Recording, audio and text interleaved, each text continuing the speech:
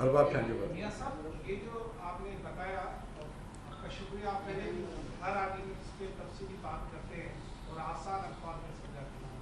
اس سے جو ہم سمجھ پائے دو تین باتیں.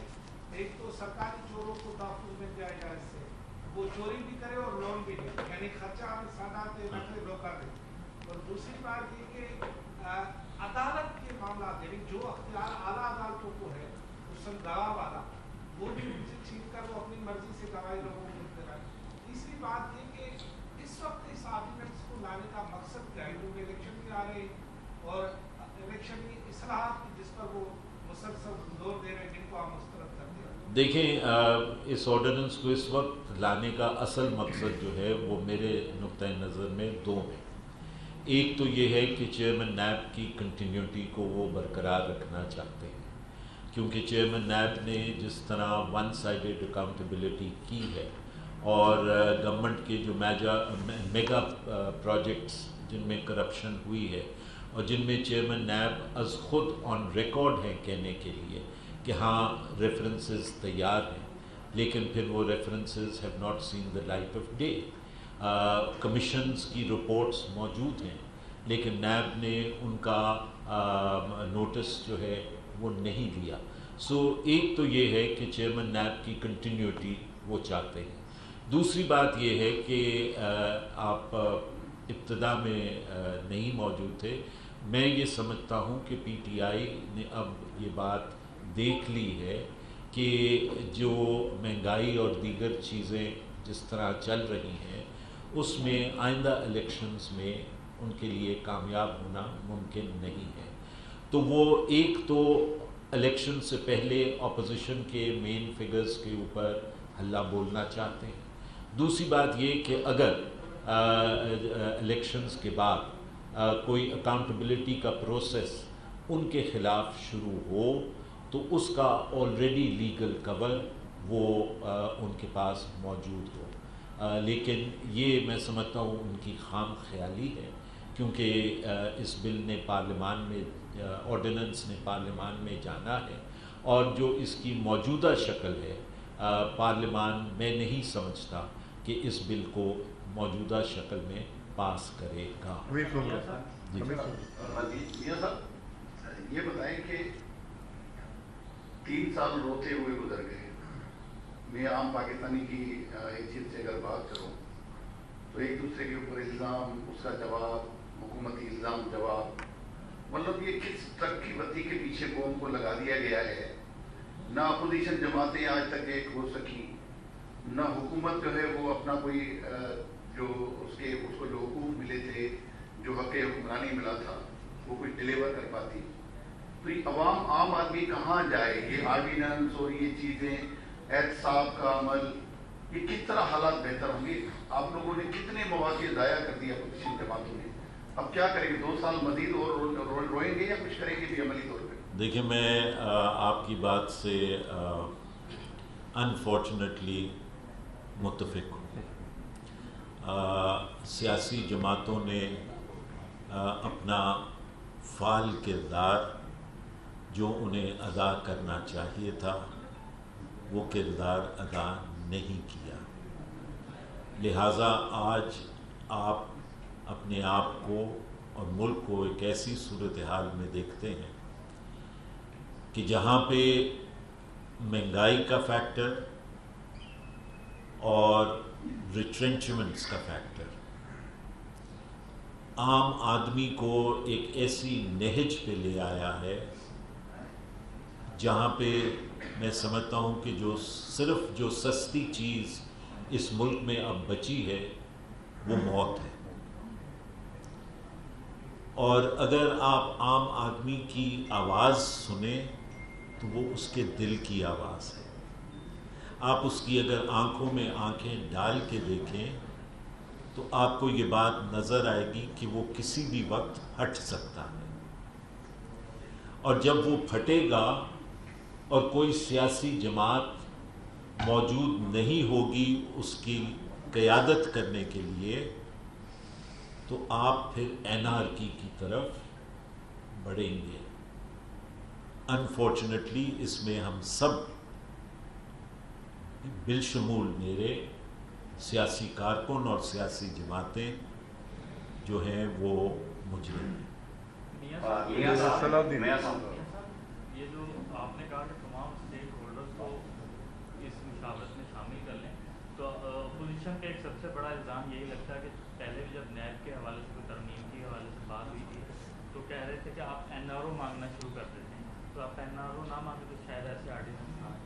دیکھیں NRO تو چلے ہم پہ الزام تھا کہ ہم NRO مانگ رہے ہیں، یہ آرڈیننس تو حکومتی NRO از خود ہے، تو اب تو دودھ کا دودھ اور پانی کا پانی ہو گیا کہ NRO کس کو ضرورت ہے اور NRO کس نے دیا ہے اپنے آپ کو۔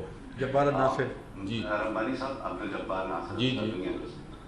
اچھا ربانی صاحب، ایک تو یہ بتائیں کہ جو اس آرڈیننس میں جو استثناء حاصل ہے، بہت سارے تقریباً ساری چیزیں نکال دی گئی ہے، کیا اس کے بعد نیب آرڈیننس کی ضرورت باقی رہتی تھی؟ پہلا سوال میرا۔ دوسرا سوال میرا یہ ہے کہ جیسے حمید سومرو صاحب نے فرمایا، اب 3.25 سال کے دوران پارلیمنٹ میں اپوزیشن کا کردار انتہائی ناکام اور بری طرح فلاپ رہا ہے، کیا اور اس کے بعد حکومت آرڈیننس پہ آرڈیننس لائی جا رہی ہے، اب تو EVM کو بھی نافذ کر رہی ہے جس کے ذریعے وہ الیکشن کو چھوڑ، کیا اس پارلیمنٹ میں اپوزیشن کا رہنا اب کوئی جواز باقی رہ گیا ہے؟ دیکھیں، جہاں تک آپ کے پہلے سوال کا تعلق ہے تو میں سمجھتا ہوں کہ حکومت کے لیے تو اب نیب آرڈیننس ایک ٹوتھ لیس آرڈیننس ہے، اپوزیشن کے لیے نیب آرڈیننس ابھی بھی نیب آرڈیننس ہے۔ جہاں تک آپ کے دوسرے سوال کا تعلق ہے اپوزیشن کے اور سیاسی جماعتوں کے بارے میں، تو میں آپ کے سوال سے پہلے اعتراف کر چکا ہوں، لیکن یہاں پہ میں یہ بھی بات عرض کرنا چاہتا ہوں کہ جس طریقے سے اس موجودہ دور کے اندر پارلیمان کو ریڈنڈنٹ کیا گیا، اس میں اگر سیاسی جماعتیں فعال بھی ہوتی تو وہ کوئی کردار جو ہے وہ پارلیمان کے اندر ادا نہیں کر سکتی تھی، کیونکہ پارلیمان کو ٹوٹلی کارنر کر دیا گیا، بے توقیر کر دیا گیا اور ریڈنڈنٹ کر دیا گیا، اور کوئی concept of accountability before parliament ہے ہی نہیں۔ جو کابینہ ہے اس کی اکاؤنٹیبلٹی پارلیمنٹ کے سامنے نہیں ہے۔ میں یہ بات پہلے بھی آپ کے سامنے یہاں پہ عرض کر چکا ہوں کہ 73 کا آئین اس وقت جو ہے وہ 1969 کے آئین کے شیڈو کے تحت کام کر رہا۔ 69 کے آئین کے اندر پارلیمان جو ہے وہ کابینہ جو تھی وہ پارلیمان کو جواب دہ نہیں تھی۔ آج بھی یہی صورتحال ہے۔ 69 کے آئین کے تحت ٹیکنوکریٹ منسٹرز جو تھے وہ کابینہ میں موجود ہوتے تھے۔ آج 12 سے زائد اسپیشل اسسٹنٹس جو ہیں وہ مختلف منسٹریز کو چلا رہے ہیں۔ تو میں تو خود تلاش کر رہا ہوں کہ 1973 کا آئین کہاں پہ ہے۔ آصف زرداری صاحب بھی کہتے تھے کہ نیب کو ختم ہو جانا چاہیے اور نیب چل نہیں سکتا۔ پیپلز پارٹی کا یہ مطالبہ بھی خود چیئرمین بلاول بھٹو زرداری کا بھی رہا ہے۔ اس طرح سے اگر یہ نیب آرڈیننس اس طرح سے ختم ہوا ہے اس پر پھر پیپلز پارٹی کیوں کرے؟ دوسرا، وفاقی حکومت کا یہ دعویٰ ہے، مرکزی حکومت کا یہ دعویٰ ہے کہ اپوزیشن سے مشاورت کی گئی ہے اس آرڈیننس پر۔ دیکھیں، جہاں تک نیب آرڈیننس نیب کا ختم ہونے کا تعلق ہے تو اگر across the board NAB ordinance ختم ہوتا تو ہمیں یقینی طور پہ ہم پھر اپنی دوسری پوزیشن دیکھتے، لیکن اس وقت جو صورتحال ہے وہ یہ ہے کہ نیب آرڈیننس حکومت کے لیے ختم ہوا ہے، نیب آرڈیننس اسی شد و مت کے ساتھ اپوزیشن کے لیے موجود ہے۔ تیسری بات جو ہے وہ میں یہ سمجھتا ہوں کہ دیکھیں، یہ اس ٹائپ کی چیزیں رہیں گی، اس کا صرف ایک ہی طریقہ ہے میرے نقطۂ نظر سے، اور جو میں بات بہت عرصے سے کہتا چلا آ رہا ہوں کہ ایک قانون کی ضرورت ہے جو اکراس دا بورڈ، جس میں کوئی ہولی کاؤز نہ ہو۔ یہ نہ ہو کہ جی جوڈیشری کا اپنا طریقہ کار ہے، आर्म्ड फोर्सेस का अपना तरीक़ेकार है, ब्यूरोक्रेट्स का अपना अकाउंटेबिलिटी का तरीक़ेकार है, और पॉलिटिशियंस के लिए ये नैब ऑर्डिनेंस है। आपको एक कानून की ज़रूरत है, अक्रॉस द बोर्ड अकाउंटेबिलिटी सबकी हो, तो वो एक ट्रांसपेरेंट और फेयर अकाउंटेबिलिटी जो है वो हो सकती है। रब्बानी साहब ये बताइएगा, हुकूमत तो ये भी कहती है कि हमारी जो बातचीत हो चुकी थी अपोजिशन से, वो कहते हैं मज़ीद बात करनी है, जो शहबाज शरीफ से नहीं करेंगे अपोजिशन से करेंगे। तो peoples party being a political party हुकूमत से उससे मुज़ाकरात करेगी, बातचीत करेगी, या फिर शहबाज शरीफ की छतरी के पीछे ही जो है यानी कि बीइंग अपोजिशन लीडर उन्हीं के तहत बात करेगी? देखें, पहली तो बात ये है कि ये जो नैब ऑर्डिनेंस आया है, इसमें जहाँ तक मेरी मालूमात है, किसी भी अपोजिशन जमात के साथ कोई मुशावरत या कोई बात जो है वो इस तरमीमी ऑर्डिनेंस के ऊपर नहीं हुई। ये बात बड़ी वाज़ेह है, ये बात बड़ी क्लियर है। ये वन साइडेड लेजिस्लेशन है जो हुकूमत एज ए पार्टी लेके आई है। इसमें किसी की भी मुशावरत जो है पॉलिटिकल पार्टीज़ में से शामिल नहीं है।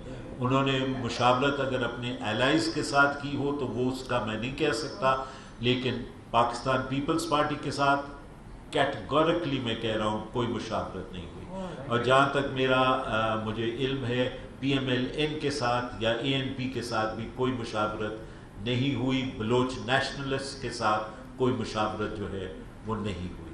सो ये